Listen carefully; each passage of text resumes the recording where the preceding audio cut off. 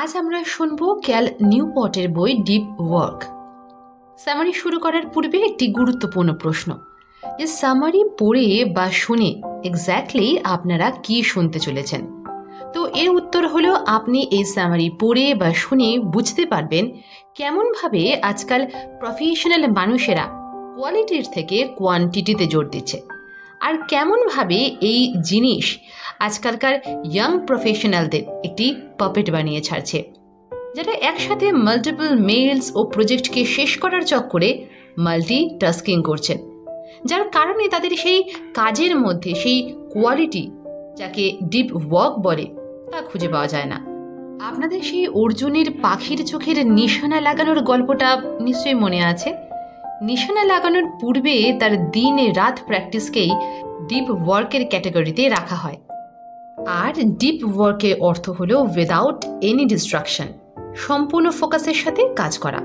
আগে হ্যাঁ, যার অর্থ এটাও যে আজকালকার প্রফেশনাল মানুষদের নিজের প্রায়োরিটিকে সেট করতে হবে।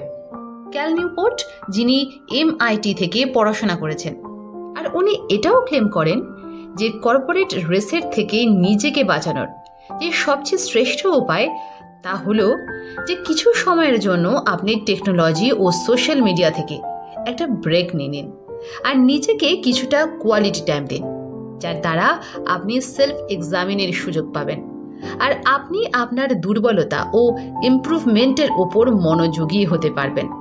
তো আসল কথা হলো এই যে ডিপ ওয়ার্ক ভীষণ ইম্পর্ট্যান্ট, শুধু এই জন্য নয় যে ডিস্ট্রাকশন একটি খারাপ অভ্যাস, বরং এর জন্যও যে আপনাকে মিনিমাম টাইমের মধ্যে পয়েন্ট A থেকে পয়েন্ট B এর দিকে তা নিয়ে যেতে পারে।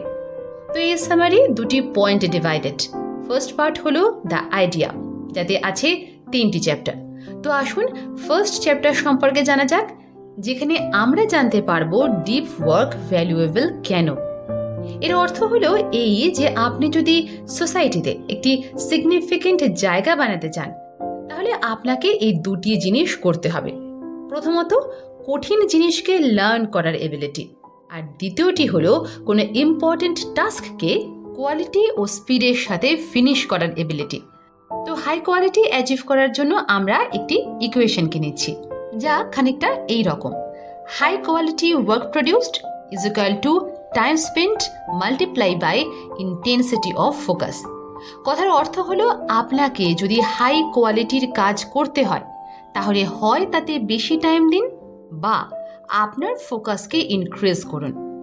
ওয়েল রিকগনাইজড স্কুলের টপ স্টুডেন্টসরা অলরেডি এই ইকুয়েশন সম্পর্কে অবগত, যার দ্বারা তারা তাদের ফোকাসকে ইনক্রিজ করে, কম টাইমে কোয়ালিটি টাইম প্রডিউসড করে। কিন্তু সেই ফোকাস ওয়ার্ক করার জন্য আমাদের প্রয়োজন মাল্টিটাস্কিং থেকে নিজেদেরকে বাঁচিয়ে ডিপলি সেই কাজ করা।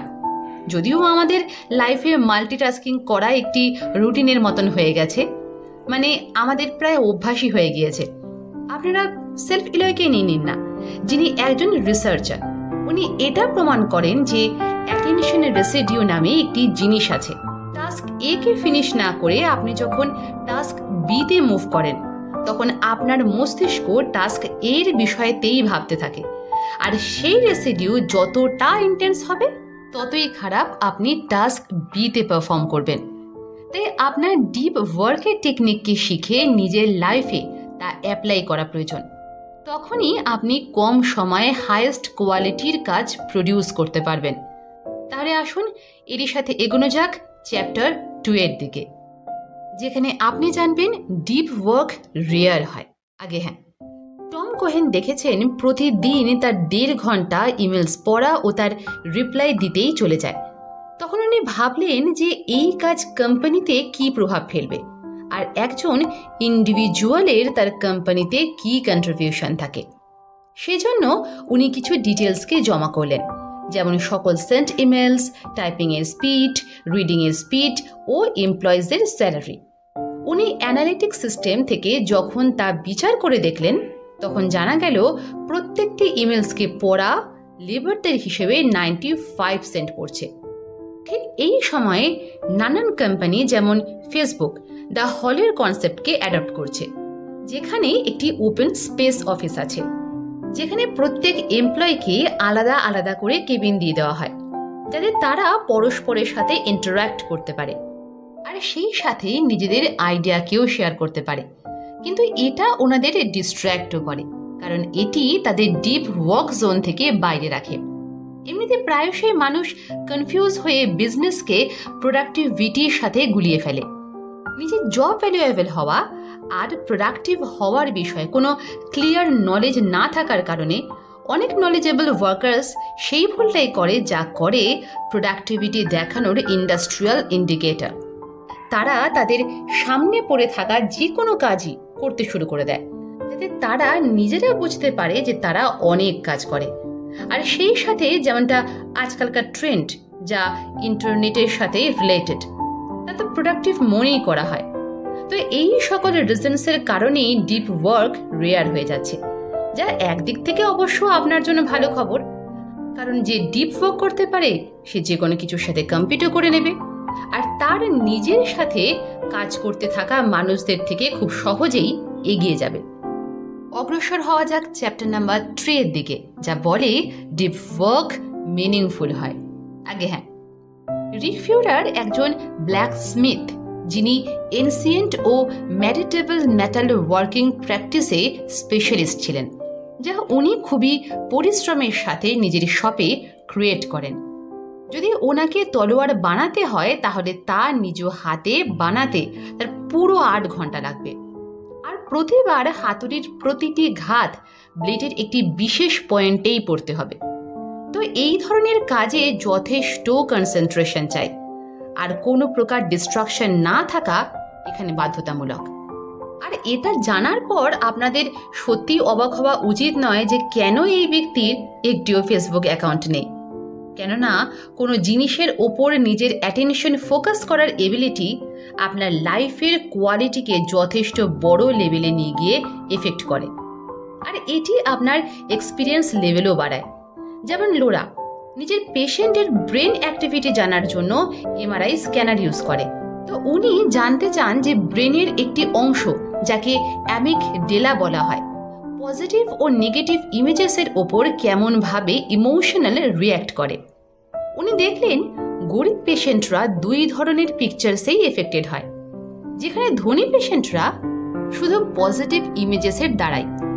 কিন্তু এর দ্বারা এটা প্রমাণ হয় না যে ধনী মানুষেরা খুব সুখে ছিলেন, তাই তাদের পজিটিভ ইমেজেস বেশি ভালো লাগে, বরং এর জন্য যে তাদের ব্রেন এমনভাবে রিভার্ট হয়ে গেছিল যে তাদের নেগেটিভের পরিবর্তে পজিটিভ জিনিসকে অ্যাপ্রিসিয়েট করার ইন্সপিরেশন দিত। তো নিজের অ্যাটেনশনকে এইভাবে ম্যানেজ করে এই সকল মানুষেরা নিজেদের জন্য এই দুনিয়াকে একটু ইমপ্রুভ করে নেয়। আর অবাক করার বিষয় হলো এই সব তারা শুধু তাদের চিন্তা ভাবনাকে অর্থাৎ থটসকে পরিবর্তন করেই করেন, নাকি কোনো বাইরের পরিবর্তনের দ্বারা। তাহলে এই বিষয়টাও প্রমাণ হয়ে গেল যে ছোট ছোট জিনিস যা পজিটিভ বলে মনে হয়, যেমন ইমেল বা কোনো পুরনো বন্ধুর সাথে দেখা করা বা অফিস পলিসিসের বিষয়ে কথা বলা, এই সব কিছু মিলিয়ে আপনার মস্তিষ্কে একটি ইমেজ বিল্ড আপ করে নেয়, যাতে মনে হয় আপনার লাইফ কত স্ট্রেসফুল, কত টেনশন, কত ডিপ্রেশনে ভরা। আর তা কেবল এই জন্য যে সকলে ছোট ছোট জিনিসের ওপর আপনার ডিভাইডেড অ্যাটেনশন থাকে। তাই নিজের টার্গেট না সর্বদা কেয়ারফুলি চুজ করুন, আর তারপর নিজের সম্পূর্ণ ফোকাস লাগিয়ে দিন। ইনি শর্টে বললে আপনাকে একটি ফোকাস লাইফ নিয়ে বাঁচার চেষ্টা করতে হবে, যা সব থেকে বেস্ট। যেমন চিকসেনবিহাই একজন ফেমাস সাইকোলজিস্ট, যিনি ECM অর্থাৎ এক্সপিরিয়েন্স সিম্পলিং মেথড, যা এমন এক টেকনিক যেখানে একটি বিশেষ মোমেন্টে আপনি আপনার অনুভূতি রেকর্ড করেন, যার দ্বারা এটা প্রমাণিত হয় যে আপনার লাইফের যে সকল বেস্ট মোমেন্ট আপনার সাথে হয় এক্স্যাক্টলি সেটা তখন হয় যখন আপনার মাইন্ড ও বডি কোনো ডিফিকাল্ট ও মূল্যবান জিনিসকে পাওয়ার জন্য আপনি তা অ্যাচিভ করার জন্য ফোকাসড হয়ে যায়। আর এমন স্টেটে আপনি সব থেকে খুশি হয়ে যান, আর এমন মেন্টাল স্টেটকে ফ্লো বলা হয়।